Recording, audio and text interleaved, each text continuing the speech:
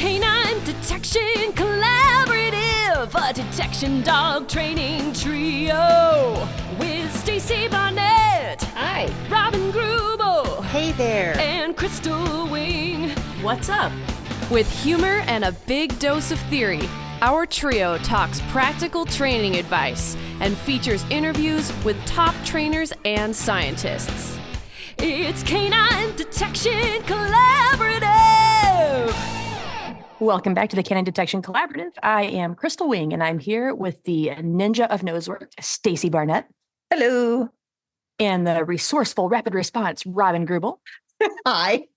Okay, that's it. You're doing all the intros. Done. I was trying to think of some of the retriever, and then I was like, well, I can't say retriever for Robin and not for Stacy. So I was like, bleh. It was awesome. So ladies, let's forget the stale myths. Let's dig into this odor obedience. We had a pretty cool request. We put that little thing out on Facebook and said, hey guys, give us some ideas. And the form's still out there. Go to the web. It'll be out there forever. It's on the Facebook page. Click the link, fill out the form. I know some of you are posting in the comments. We don't see those. Fill out the form because we don't see those. And we're not going to fill out the form for you. We won't respond. And as I lie because I was responding to somebody. But we keep track of what we're doing by filling out the form. And so, because we go through and highlight and be like, well, we talked about it. So please fill out the form. So today is odor obedience. So I thought it was good that I introduced because I love teaching obedience, but odor obedience is probably not what you think. So you know me, what do I like to do when I try to learn something? You ask questions. And I think about the opposite. So if I can define the opposite of odor obedience. So Stacy, what's the opposite of odor obedience? Oh, wow, you're really putting me on the spot, aren't you? Because I don't think about it that way. Now I'm like, I know we got to back up and think about this a different way. You're hurting my brain. You're welcome. Yeah. So the opposite of odor obedience is probably going to be, I guess, the dog kind of doing anything other than searching for target odor and being attracted to anything other than searching or anything other than target odor. Or the handler doing the part of the dog, I guess. I don't think backward. Ooh, I like that. So Robin, give me an example of when you have seen the opposite of odor obedience. When it becomes very clear to me that the dog that I am handling either does not recognize that the odor that I have put out for them is important and they need to tell me about it, or the threshold of the odor that I have put out is not in their vocabulary. That's a much better answer than mine, but I had longer to think. I know. I'm like, it totally looks like they could care less. I almost said something else. I wish people could see the Zoom. we might upload this one to Zoom because we're all at least no, not this one, because I'm like sitting here. I'm like, you're fine. You're fine. Like in my leaning up in my you're bed. fine. Fine. I got my robe on. Your jammies on. Yeah, no, exactly. You look comfortable. Because I really do think that it's when we start talking about odor. For me, it looks like the dog doesn't know that they're supposed to do that thing. That odor means as much to them. It means less to them than kibble or a cookie. Okay, so that's what it's not. So odor obedience, let's dig into it. So how can we create this like amazing, powerful obedience to odor? Can I start? Sure. Yeah, go for it. Okay. So really excited. I like what you said. So really odor obedience is your dog's understanding of the game. And I like to make everything to a game. So you guys have said numerous times, there are two odors, right? You know what I'm talking about? Yeah. Uh-huh. So Stacy, what's one of the odors? The odor that they know. And then Robin, what's the other? The odor that they don't. So one, they get reinforced for, all the others, they don't. Right. Correct. Well, the odor that they get reinforced for may not be the odor that you think you're reinforcing. Yeah, why not? Correct. Yeah. Ooh, that's a good one. That is one. Yeah, So odor obedience is starting by building, in my mind, a reinforcement system. absolutely. Preach. Because if we just said that it's one that they get paid for and one that they don't get paid for, then the payment is the reinforcement system. And also to that, I think we have to make sure it's in tune to their specific drives. So that way we can get that union between the nose power and the brain power. And odor is their world. I mean, we know that. Like language is our world, odor is their world. And the odor that gets reinforced is the odor worth fighting for, like however you want to define that. I mean, that's the kind of way I look at it for them. So that's the one that maybe it's a trained final response or it's driving through a thicket of briars. Like, look at Nico. I mean, the boy just completely dove through the thorns. His face was bloody.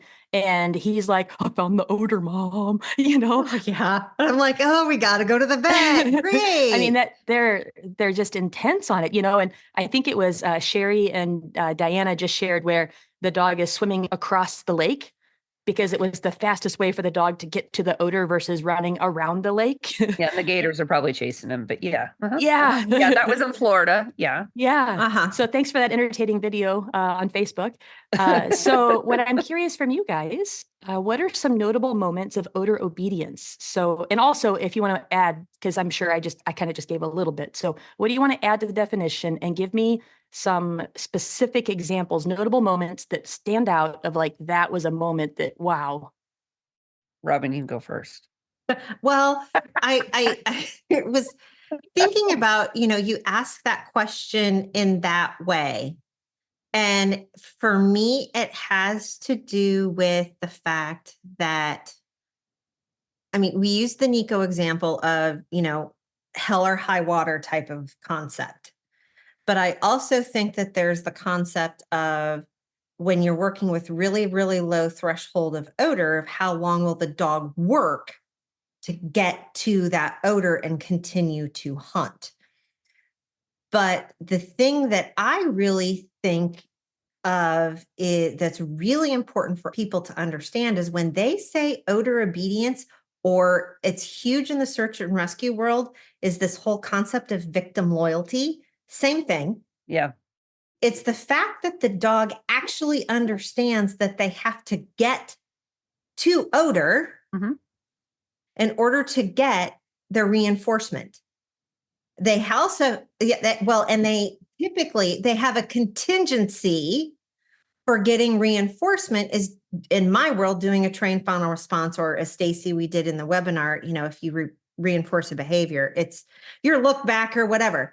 That is required behavior for getting reinforcement. So therefore, for me, odor obedience or victim loyalty actually means that the dog fully understands the contingency to gain reinforcement is to get to odor and do their thing, whatever it is. And odor obedience does not require the dog to actually be in odor. So your dog can be odor obedient being in a completely blank area if they are constantly seeking odor and ignoring distraction. That is odor obedient, right? They discriminate appropriately. Yeah. Right. I totally agree. Yeah. Crystal's over there eating Cheez-Its like she's watching like she's like, I'm eating popcorn watching this whole thing. Her hat says reinforcer on it. The reinforcer on it. The reinforcer. I love it. I love it. It's my dinner. Back down. I don't figure they want to hear me crunching in their ears, so I've got one Cheez-It left. It's okay. Yeah. Yeah, it's like I was working with Prize, and it was an area that anyway, there was some confusion or whatever. But anyway, she was basically in a blank area in a barn. And I guess there was they have cats and they had a bunch of bowls of cat food. I didn't even know it. She's working. It's basically, there's no target odor out there for her. And she's working and working and working. I didn't even know the cat food was there. And she didn't either because she was working. That to me is odor obedient because she wasn't thinking, oh, hey, cat food. Yeah, there was the distractions and diversions did not dissuade her. Right. Exactly. Both of the D's. Neither of the D's. And she understood the discrimination, which is another one of The D's. Yes. And she was working at a distance from me for a long duration. Crystal, it helps if you take yourself off mute. I'm going to start Argue dissuading with both of you. us. That was the worst timing to not hit my microphone. Over here fuming. So I would like to hear some like specific notable examples. And I think, can I share one? I thought of one. Yes. Yes. I got Yukon at, I think it was between 8 or 10 weeks, somewhere in there. And he was imprinted on heroin with his breeder. And we were walking down the street. This is when he was about 16 weeks old. And there's tall grass next to the sidewalk. And we're walking. And he dives over into this tall grass and just is so persistent. This little baby puppy. And I'm pulling him with the leash. And he, the thing, where they've got their claws out and they're like pulling against you, like, no, don't take me away. I'm like, what is wrong with you? So I let the leash go a little bit, not let it go, but just, to let him go back in. And he drags back into the spot and he is just nose in this tall grass. I'm like, what is in there? I don't make the smartest choices all the time. And so I just reach down into the grass to pick up whatever it is because I can't see. I'm like shifting through the grass and I can't see anything. It's tall, like it's shin height, almost knee height. And so I reach down and I find something and I pick it up out of the grass and it's a needle. Oh, gee. So like a heroin needle. Lucky you didn't get poked. Oh, real lucky. And he is just like, give me that. So to see this dog that, half his life ago, had been playing this game and hadn't played it since, I don't have heroin in my house, but the fact that he found that and was just so, a baby puppy and was like, I am not letting you go. We have to stay here. This is so important. And I just thought that was such a great example of that odor obedience that he didn't have any sort of search cue. He didn't have, it was just that odor was so important to him that he was willing to like pull me over for it. And so then the question is, what did the breeder do? I'm assuming that the breeder associated reinforcement with that particular odor. So he knew if I go to odor, most likely this great thing is going to happen. Yeah, he was in one of the puppy classes there at Logan House Kennels. And so they had it's the plumbing parts, the little white tubes on the ground. And so they would get reinforced through the back of that when they put their head in to smell the odor. And so he knew the assignment. He heavily reinforced. And every time I put my nose close to odor, I got food. And he's such a little fat kid that he is like all about any chance to get any sort of food. And he was like, yes, let's do this. Gotta love you, Con. Well, and I see this with the puppies, coming off of having all 3 puppies from the working dog, building a working dog thing, and just watching them go through the whole process of, I started on pop bottle caps, then we went to Noda, and then we went to whatever target odor was. And if I needed to, I could take them back to those pop bottle caps. And that always helped clean up the stare behavior because they actually had something physical to stare at. But that odor obedience, even to find something as remotely unsmelly as a pop bottle cap out of a 16-week-old puppy, was awesome. But I also spent a whole lot of time associating that pop bottle cap with food or with play.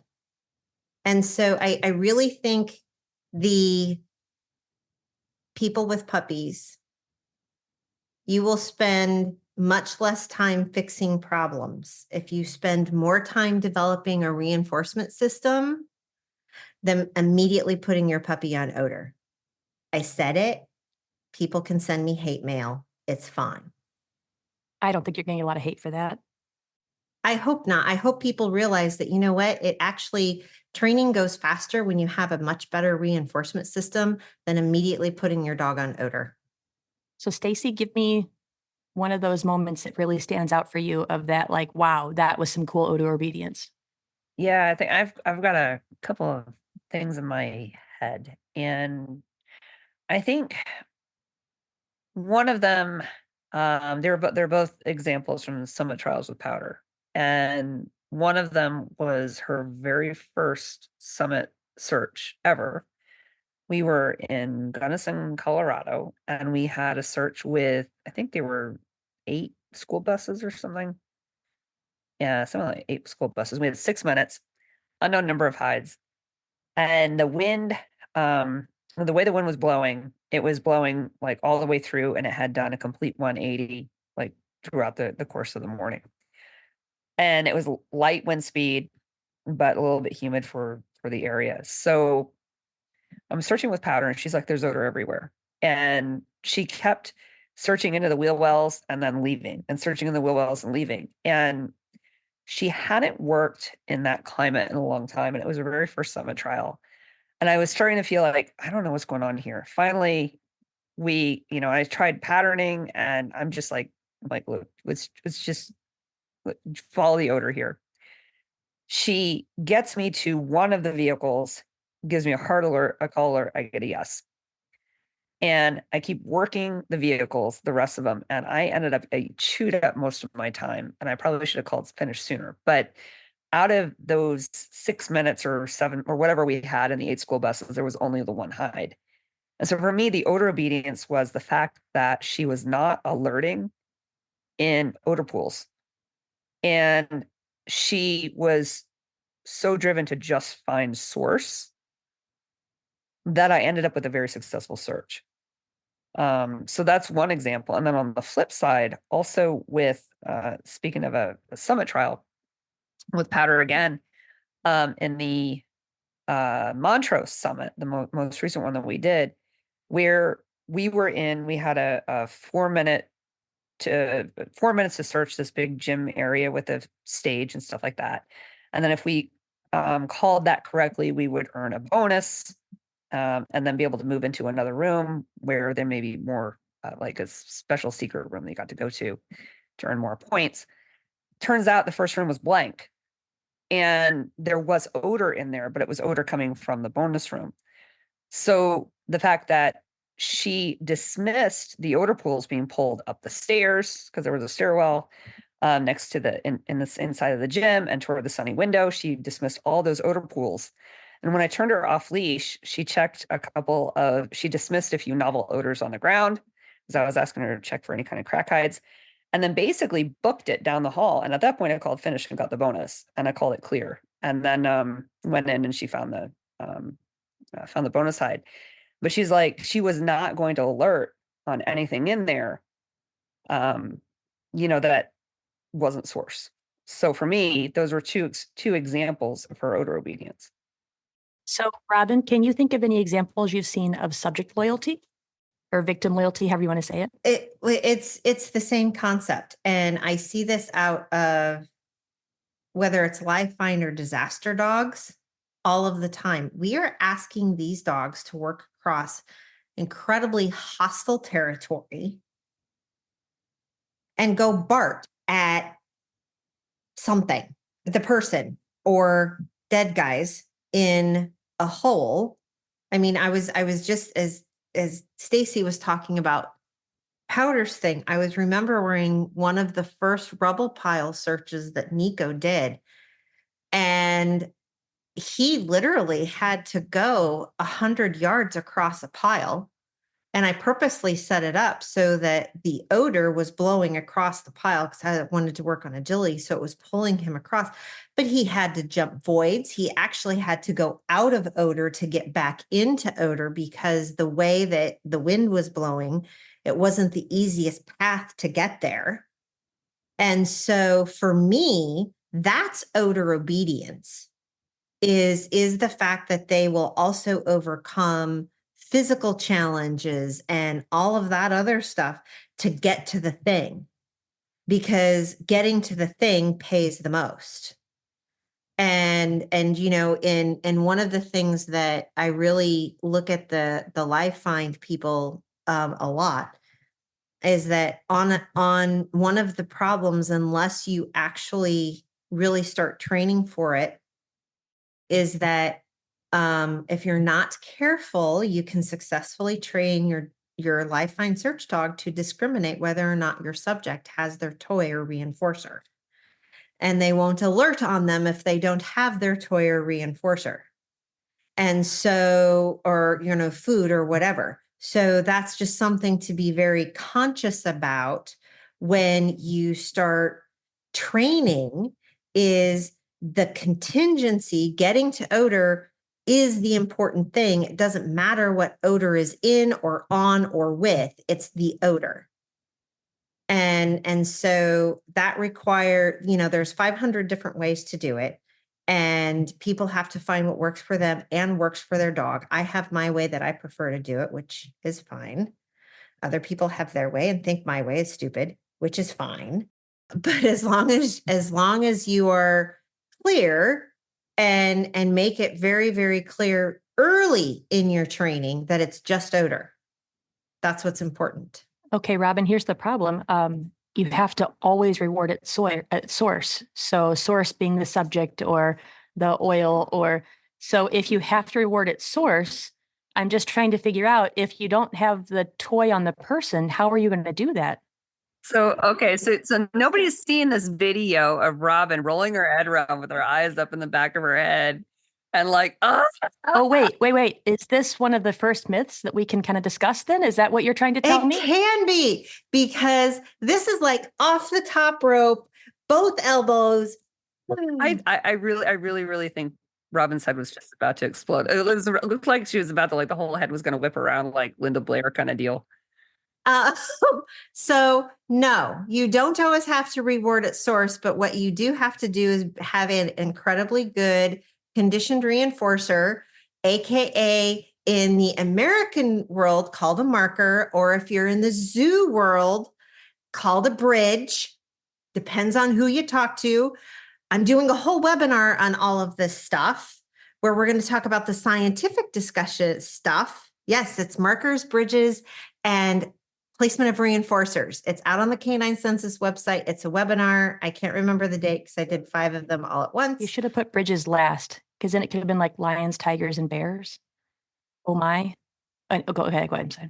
Okay, creative person. Well, you didn't ask me this time. You just did it without me. So I know you were busy. I don't know what you're talking about. 2 full-time jobs. Oh my God. So no, you don't have to reward at source all of the time. There's some times where it's beneficial for you. Using a conditioned reinforcer can help you get all sorts of duration, distance, all sorts of things with your Ds. All 6 of the Ds, yes. All 6 of them, maybe 8, if we really want to get technical. Or absurd. So I think that people have to understand that there are different times in training that you can use always reward at source. And then at a certain point in training, you move to, now I can use a conditioned reinforcer or secondary reinforcer. Now I can do something else because I have to work on, you know, me trying to get across to Nico that no, you have to stay out of sight and bark would have taken me 3 times longer than using a whistle as a conditioned reinforcer, which we'd already spent a long time putting together. I can use it, and I can use that to bridge more difficult concepts with him much more quickly because I have that in my toolbox and I understand how well to use it, than always being in that category of you must reinforce at source. And you need to make sure that that you're I'm just going to use the American vernacular, the marker, right, is right, but that is clear and consistent. This is one of the biggest downfalls I see with people using one, is that it's not used well. This has been kind of my mantra for like the last year. I've been like, after my students, I'm like, trying to clear up the markers, because I found when I cleared up mine, my dog's performance went like way up. And it's because it builds a clarity so that they understand what you're actually communicating to them, especially because, in Nosework, we use a lot of verbal markers, and those can get muddy, very messy, very muddy, very equally. Dogs are not a verbal species. They're going to listen to your body language way before they actually hear the words coming out of your mouth. So if you're going to use one, and you should, just put that out there. Not that, but, really think about the quality of your marker and the quality of the delivery. As far as like whether or not you're going to reward at source, just to kind of tack on to what Robin said, a lot of it also depends on what the situation is. So if I'm working, and I was talking to doing some video review today, but if I'm doing, for instance, close proximity hides, I probably don't want to reward 15 feet away, because then my dog has to re-enter the problem to find the second hide. So in that case, I may want to reward in the general proximity of the hides without pulling them out. That would be the only reason, but it's not necessarily rewarding at source. It's more of if I want to, do I care how far away I am? Sometimes it matters, sometimes it doesn't. So I think I'm a little confused, because what happens if you run out of cookies? Because I mean, so now you don't actually have to take the cookies to the source. But I was concerned, because like when you have cookies at source, and what if you drop them, and then what if you run out? Like that's your only way to motivate. So okay, I'm going to knife you, because because we're going to actually have to post this one to YouTube, because people can't see your shit-eating grin. Because they're like really messing with you. Right. No, we're not doing this one because of my outfit today, but so the whole fact is, wait, that's a myth that we don't just use cookies for rewards? No. Cookies, praise, lots of praise, fun food. I mean, holy cow. If you're just using cookies, there are such things as social praise. I also was talking to somebody today who's like, well, my dog just wants toys. And I was like, what's on the other end of a toy? that's the wonderful thing about a toy, though. Yeah, I mean, it is. I mean, and their dogs are selected for professional detection dog work some of the time, most of the time, because all they really want to do is possess the thing. But most of us who train our own dogs and handling our own dogs, it's actually the interaction with the toy. The toy becomes much more about the interaction with you than it does about the thing. And even if you have a dog that is like bonkers for the thing, if you add you, it's even more powerful. I know, for instance, if I gave a ball to anybody, Bravo would be like, yeah, I'll play with you. And then when you don't have the ball, like, I don't really care much about you at all. And then I'm going back to mom. Yeah. Well, and that's one of the things when people talk about whole subject loyalty thing, what they're actually talking about is the fact that the person has the toy and the dog wants to continue to interact with the person, with the toy, or with the food. But as soon as that thing would go away, most of the dogs would be like, yeah, I don't care. Right. Or they get the thing from the subject and then they take the toy back to mom and dad, which is fine. So it's back to the contingency. Do the thing until you get your reinforcement. What's one of the fun teams, you don't have to like mention their name, but just some of the fun reinforcements that you've seen that the dogs really enjoyed that kind of stand out? You mean anything you do with your dogs? You're so kind. Well, you are the one that takes a Go Dog fur ball, stuffs a bunch of food in the fur ball, and sets it up for your dog so she can dissect it and eat the food inside of it. And now it's kind of lame. She doesn't like that anymore. Oh. I know. She's kind of changed, and she's like, no, just give me a chuck it. I'm a big girl now. I don't need my fur ball now. I'm like, oh, okay.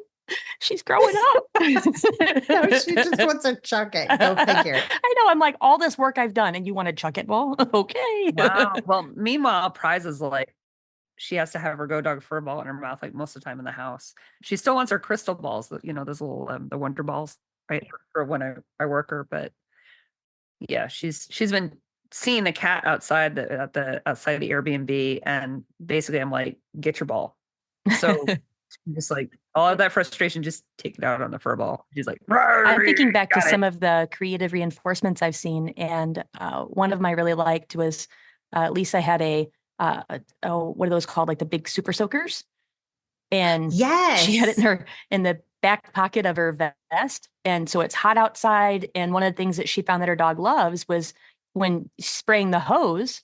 Was the chasing of the hose and the spraying, and it's hot, right? So she pulled that thing out, was like, super soaker. I'm like, oh my gosh, this is the best thing ever. That's so cool. I mean, that is one of the things that's been so fun, is seeing some of the really imaginative things people do when their dog comes into contact with odor, and being able to give them permission, like during distraction camp and all of those sorts of things, to really, when your dog makes the right decision, to become the cheer squad. I mean, literally distraction camp 2, we had the pigeons sitting on the floor and the labs going to odor instead of to the pigeons, and hearing the entire group erupt into cheers for the dog making the right choice was amazingly awesome. Do you remember, I think it was Distraction Camp 1,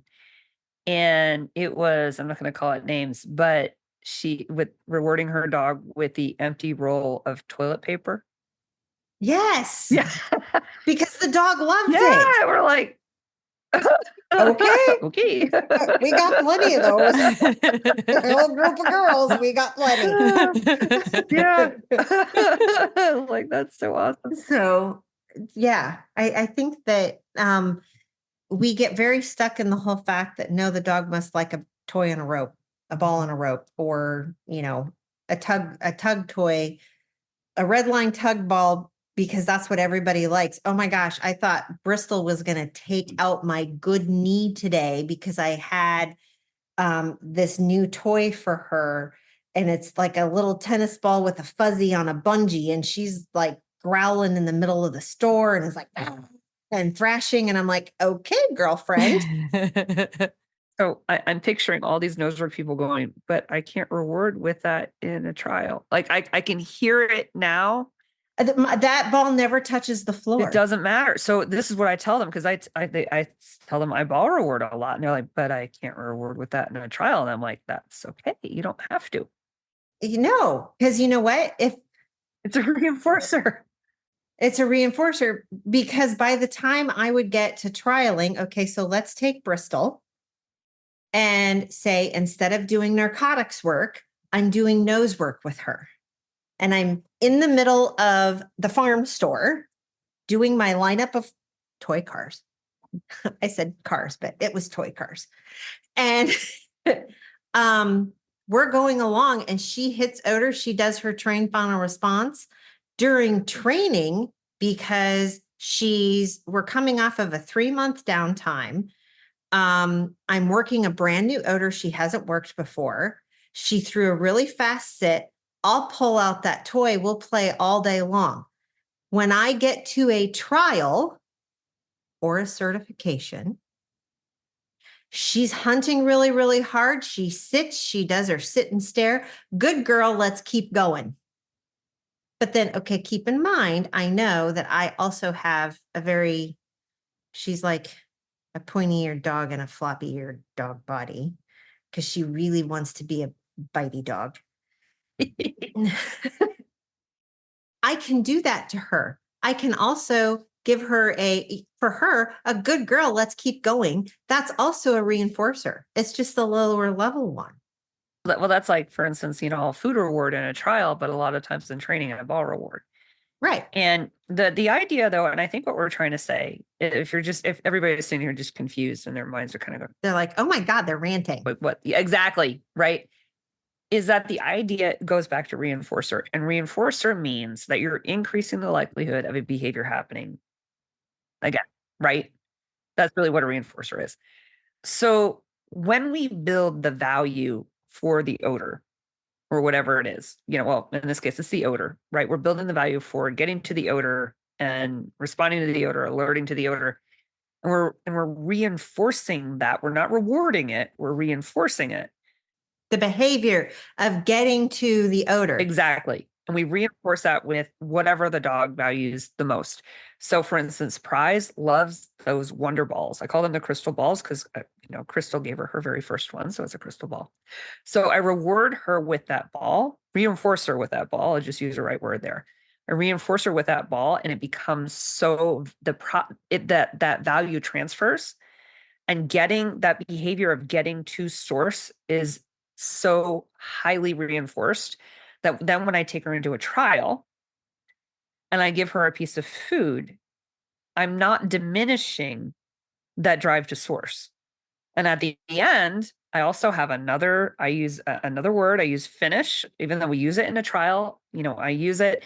Finish also means now you're going to get your A+ reinforcer that I cannot reward you with in the trial because it can't touch the ground. And she gets her ball. And I was actually, as I was watching Bristol work today, I realized she has a threshold issue. I have one hide that is significantly more odoriferous than some of my other two odors. And it is easier, therefore, for her to work out that odor.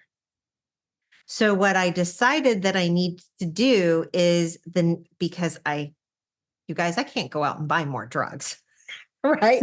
So I'm kind of restricted on what I can use. So I'm actually using get sent tubes and stuff from Precision Explosives, which is fabulous stuff. It's just a little bit lower threshold for what I'd really like right now. I was going to say I have my neighborhood. Just send out Yukon. You can get plenty of heroin.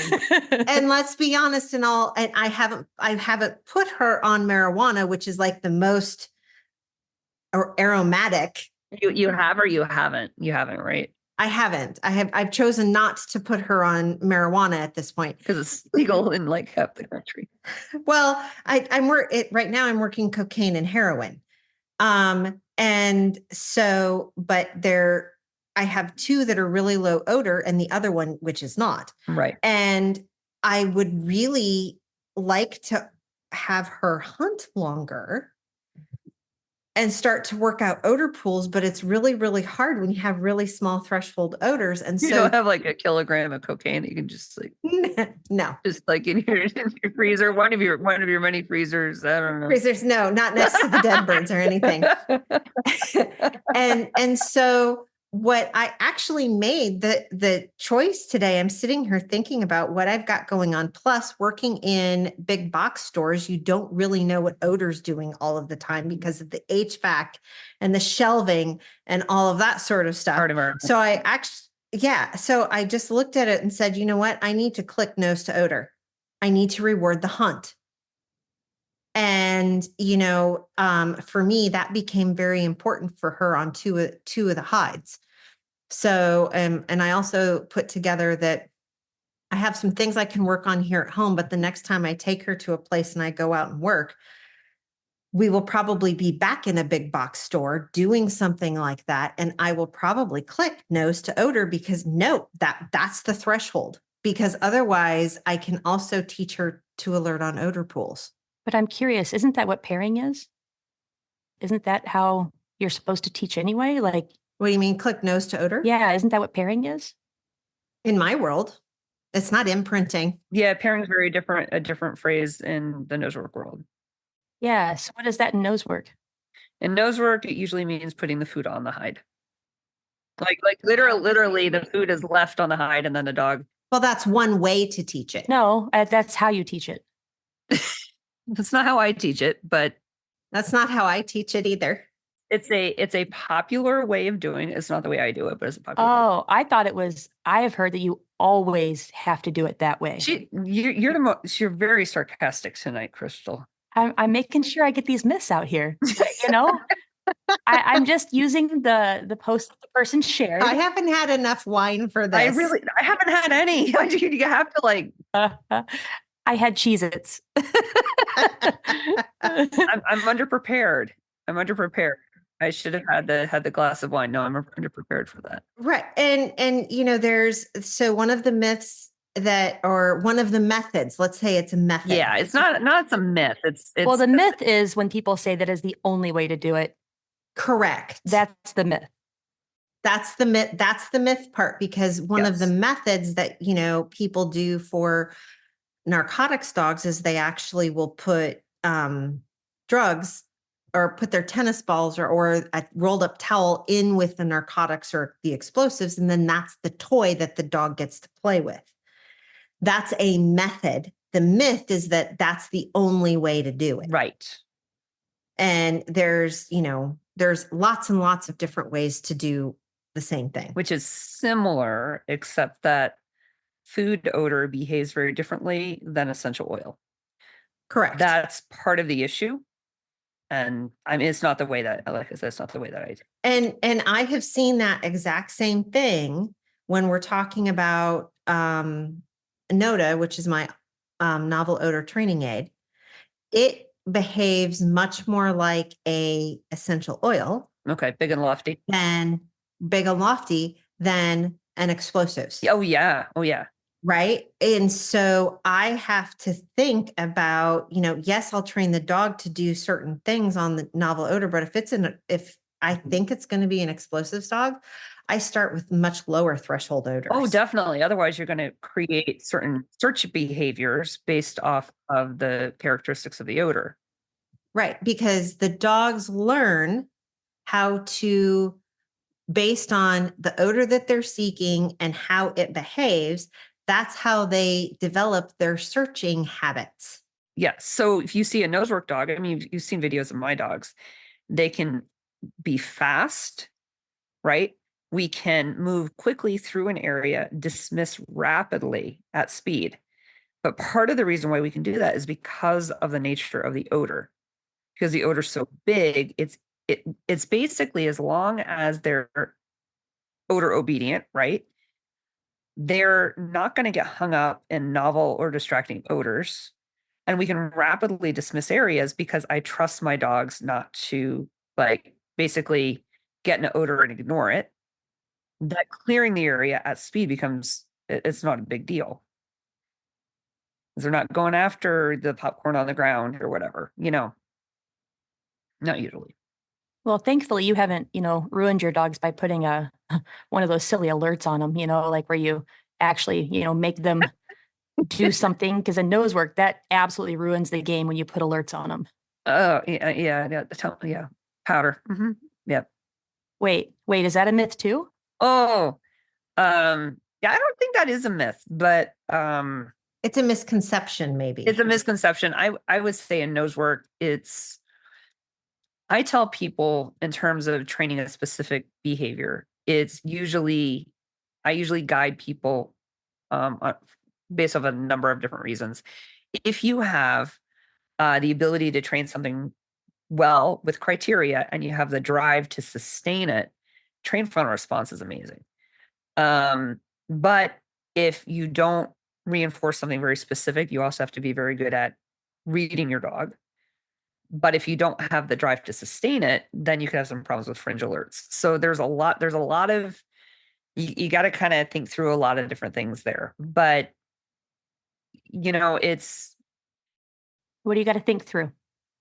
Well, you have to think, first of all, I mean, the thing is, I would say training a train frontal response badly is very easy to do. Right? So, if you're going to do it, you've got to commit to it and you've got to commit to really good training.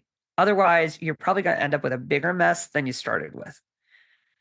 But if you have a dog that is high drive and doesn't have any boundaries on their behavior, you're also going to have a very big mess and you need to do something about it. So at that point, your training kind of has to step up to the dog's drive level.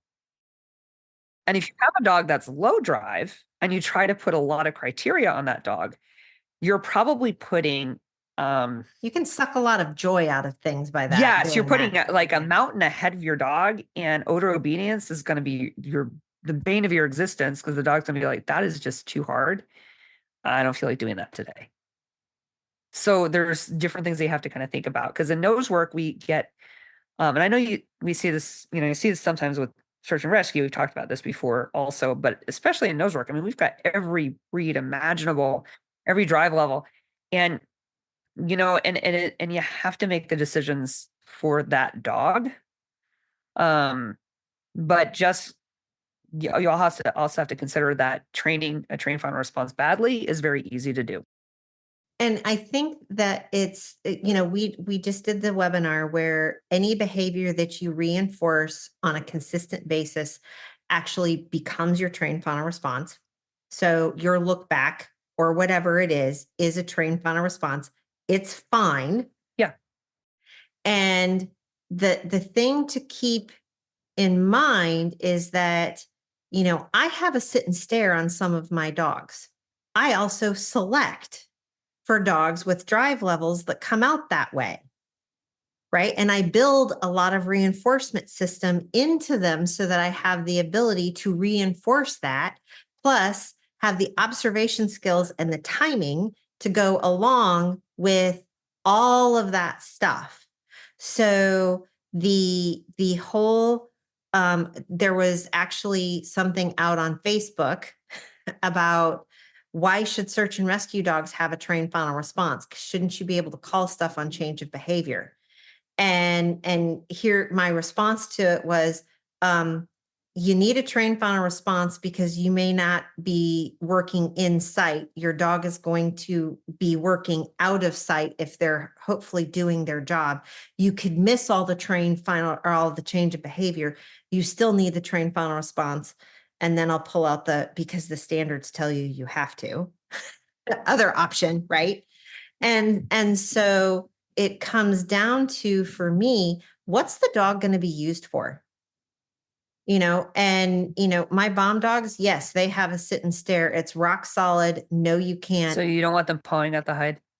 Don't want them pawing at the hide. I don't want them barking at it. I don't want them, I want them turning into a little tiny statue. Right. Don't move. A muscle. Yeah. My narcotics dogs, you know what? I'll take a look back. I'm okay.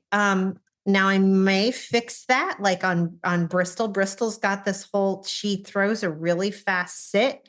I was trying to watch her change of behavior stuff today, and she put her nose in like a 10-inch area around Odor, and she sat really fast, and then she sits and looks at me and her eyes blow up, right? She's like, give me the ball. And I'm like, how much time do I want to spend trying to fix that versus getting onto the whole concept of let's just go hunt for odor in operational environments? Yeah. Because as you increase our criteria, you've got to maintain that criteria. Right, exactly. And so it's, what's most important to me. And right now, what's important to me is getting her operationally ready. And then in Nosework, I put out videos and I get a lot of people commenting like, how did you know when to call alert? Because for instance, with Powder, on containers, she has a beautiful nose freeze because I trained it basically because of her drive level and her physicality, right? Because she is really kind of a physical dog. But I just have to be able to say with confidence where the hide is in Nosework. I'm not judged on the consistency of the final response. It doesn't matter. So for me, the most important thing is to be able to say where that hide is. And because I can read my dog, it's not necessary because she's not being physical and destructive.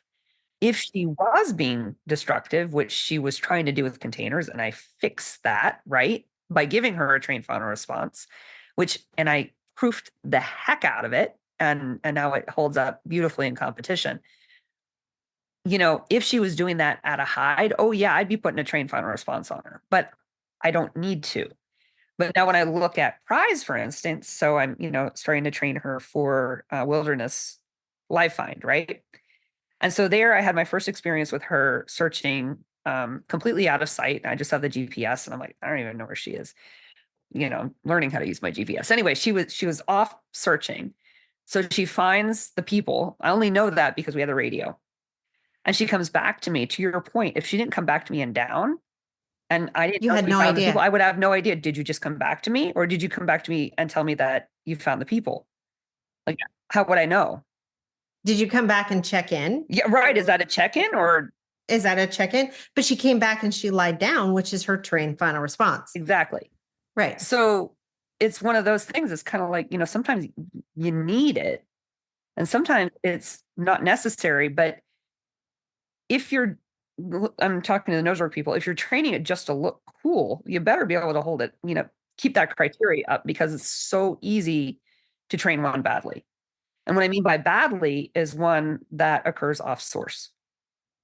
Occurs off source, or you incorporate additional behaviors into it. Yeah. And you get barking and nose punching. Or you train the response, the alert, so much in excess of, you just start getting it just because Yes. the dog's demanding, because they don't understand the criteria, the contingency for getting to odor. Exactly. So that's where you get false alerts. So And I think a helpful thing to think about there is how to. So instead of don't do the thing and worry about the thing, how do you maintain it and how do you learn it?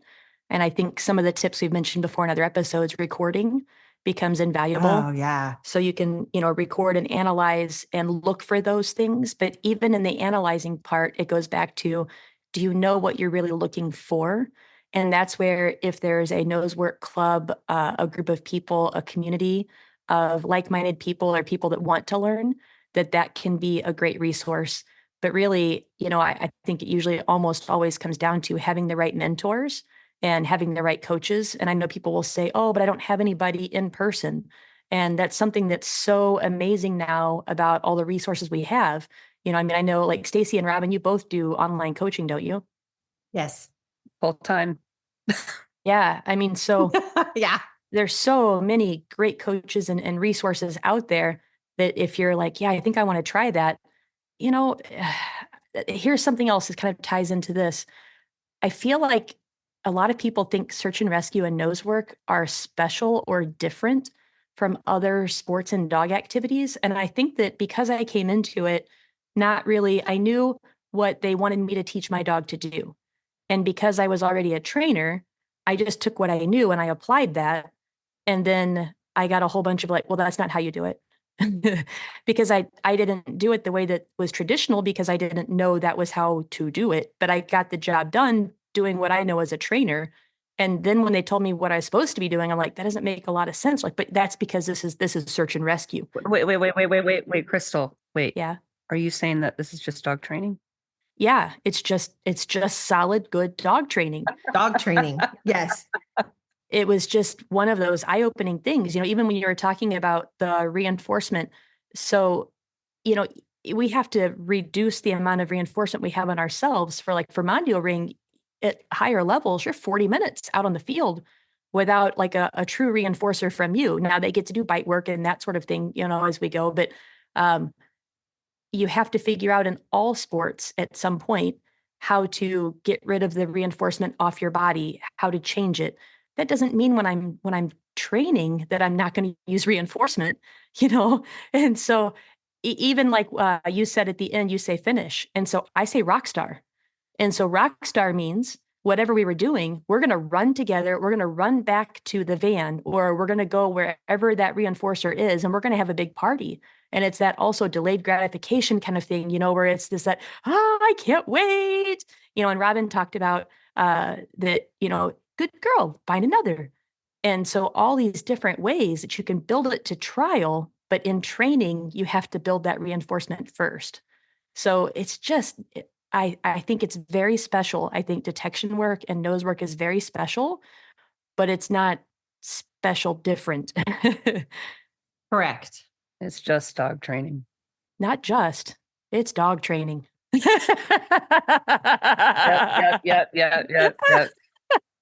It is one of those things where you start really thinking about, dog training comes down to as Keller and Marion Breland said, stimuli, generalization, punishment, reinforcement, and generalization. That's it. Kind of doesn't really matter what you're doing with your dog. It's just all about the same. That's good training. So, all right, takeaways, ladies. No. I still have. Come on. I have something else I got to share. Okay. Of course you do. Yep. I found this article of this genius trainer, and they talk about the 4 Ds of Nosework and odor obedience. And it's this brilliant blog that I found. Yeah. I think I've read that blog, and I think that blog that was written a long time ago, and that individuals started to learn and grow, because that's what we do when we do this for years after years and years and years. And then they find out that there's actually 6 Ds. No, I got it. You don't even know who this is. Like, let me share the cliff notes of this brilliant blog. It talks about for odor obedience. It's spelled out. Like, we just wasted all this time, and I could have just read this blog out. Like, it's so brilliant. And I bet you it was written by a really brilliant person. I know. Yeah, I already said that. Brilliant Yeah. trainers. So there's 4. It's duration. So building odor obedience at source. That's essential. It's what it says. Does the dog catch odor, follow odor, and then insist at the hide to be paid? So that's part of it. Okay, now the second one is distance. Building independence in nose work. They have to learn to work independently. This is a challenge for some dogs. I love this. And distraction is the next one. And there's odor obedience to dismiss distractions. Real life searches, they have all kinds of stuff in them. Schools, ballparks, camps, fairgrounds. The list is endless. Did you know that, Stacy? It's endless. Mm-hmm. Yeah.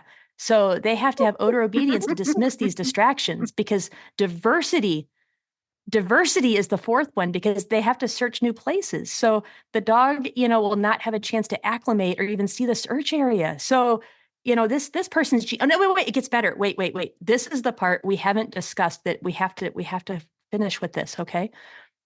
So the key to success with the 4 Ds, what's the word? Determination.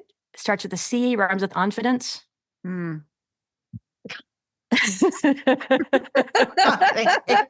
everybody who's wondering, like, what the heck, she's reading off of a very, very old blog I wrote. 2018 is not that long ago. That is a long time ago. That's a long time ago. No, it's really great though, this last part. That's 8 summit titles ago, Crystal. So for any of the Ds, no matter how many you think there are, I 100% agree with you. Everything that you've said here is so spot on, but the key to being successful is confidence. Yes. And that's where we have to start. It's the environment, the self-confidence in the dog's skills, the confidence in the handler, the confidence is the linchpin. I love that, to achieving, you only say 4, but you can have your 25 Ds now. The confident dog knows his job, doesn't care where he's searching, trusts his handler. And to get confidence, I love your 5 tips. Prioritize emotions, never work a stressed dog, allow the dog to acclimate before training, work the dog at the appropriate skill level, and be clear with your cues by utilizing routine. Yay. So confidence and the Ds, that's the foundation. Just missing a few. That's it. Just missing. So I just wanted to thank you for the 4 Ds of Nosework and odor obedience. There's now 6, but. Ay. Okay, ladies, takeaways. My takeaway is that since 2018, a lot of times we exhibit growth, and we realize that there's more to it than just 4 Ds of detection. And then sometimes our very, very good friends like to take stuff that we wrote and try to drop a bomb and try to prove that there were only 4 Ds, because that was the whole purpose of that conversation. No, I thought it was really good information. I know. Yeah. Anyway. We'll include the link, whether you think there's 4 or 6, we'll include the link to the blog post in the top note. Anyway, no, my takeaway is that, it's really, when you think about odor obedience, try to think about it from the bigger picture of not just the odor, but it's more about the desire to seek out the odor, or it's in addition to getting to the hide, it's a desire to seek out the odor. So odor obedience exists whether or not there's odor there. It's all about, if you teach your dog this is the contingency for reinforcement is to go out and seek and to find the odor and to exhibit the behavior that you want, with the precision that you want.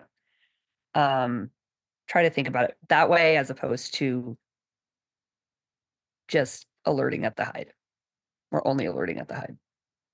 Let me go next. You want to go, Robin? Unless you want to close out, you can go next. I don't need to close. I started this mess. I know. You did. So I think the myths that we covered, just to make them clear, because as you know, I was being a little silly. So I mentioned about rewarding at source always. When you hear the word always and never, that's when you should probably question things. But here is something that I do want to put in there. If you had to take one away from me and I had to choose between the marker and the reinforcement of the replacement of the reinforcement, and I could only do one or the other, I'd get rid of the marker. So that's something that I've really had to think a lot about, because the power of the placement of the reward is really important. And so that's one Absolutely. Well, and Jens, one of the things I learned very clearly going through the Scandinavian Working Dog Institute is one of the reasons that you use a secondary reinforcer or a conditioned reinforcer is because for some reason you cannot put your reinforcer where you want it. That's why a conditioned reinforcer can be so powerful. Right. But if you took one away, I would still stick with the placement. I mean, I want both. I'm going to use both. Absolutely. Placement is and wouldn't you know, I'm talking about that in that webinar with markers and condition and bridges. Placement of reinforcement all kind of works together in a really convoluted ball of yarn. So the second myth that we covered was that alerts ruin the game. And the third one we covered was about that pairing is the only way to go. It's just one way to go. And then the fourth one is always my favorite topic, which is motivation. And it's not just the cookie. There are lots of ways of rewarding. And I'm so lucky I get to put 2 webinars on for Finzi on that. One is about floor play, floor, like on the ground play. Yeah. And just make sure I enunciate properly and so we don't get ourselves in trouble. AI like flags us. So there's a webinar on that. And then we also have a focus seminar coming up, a 1-day event, and I get to teach a play piece of that as well. So I think both of those could be really helpful thinking about what we talked about today, because we didn't have enough time to really say how to do the things. It was just do the things. So we gave you a couple tricks and tips, but those are some places you can find us. So Robin, what is your takeaway? My takeaway is that a lot of what we talked about today, the key to it is having a reinforcement system. And unless you have built a reinforcement system in your dog or with your dog, it's really hard to build a good detection foundation when you don't have a reinforcement system already established. So that's my big takeaway. That's a huge takeaway. And I wish my takeaway was your takeaway, because I love your takeaway. So, and I, just sent home a whole group of new puppies. And that's what I keep telling people. I think half the litter is currently enrolled in Crystal's functional obedience class. And it makes my heart sing because I get to see videos of them and they're playing, which for puppies, and what did I do with Flash today? We were working through some stuff in one of the farm stores and I was having old guys throw her ball. And so that became an important piece of her getting over the fact that old guys in hats are kind of scary. Not when they have fur balls. Not when they have fur balls or a ball on a rope. She really likes them just like her mom. So what other things do we have coming up that are related to odor obedience that we can tell people about? Well, I know Crystal's got her Fenzi stuff. I just released, I think, 5 different webinars that are coming up starting the middle of February through the 1st of April. And Stacy, you have You can sign up for, I've got NW 101 if you want to get on odor without pairing. So that's introduction to nosework. And I also have a class on handling, which is going to definitely cover marker usage. right. Perfect. Oh, and that reminds me, because my webinar is on the 15th too. So if this is after anyway, oh well. Right. And if this is after the 15th, I'm really sorry. I will teach these things again. Can't get my webinar again. Ha ha. Yep. Oh, and distraction camp. Oh, yes. And just registration for Distraction Camp is live. And then I also have the Art and Science of Setting Hides class coming up in June. So thank you, everybody, for listening again to our shenanigans, and go train. Canine Detection Collaborative! We appreciate the time you spend with us. If you liked this episode, not only should you follow us so you don't miss the next one, but please also rate and review us in your favorite podcast app. For info on collaborating with us, go to k9detectioncollaborative.com. That's K9 detectioncollaborative.com, where you can find our socials and pick up our latest monthly freebie. Join us again to talk training in the next episode.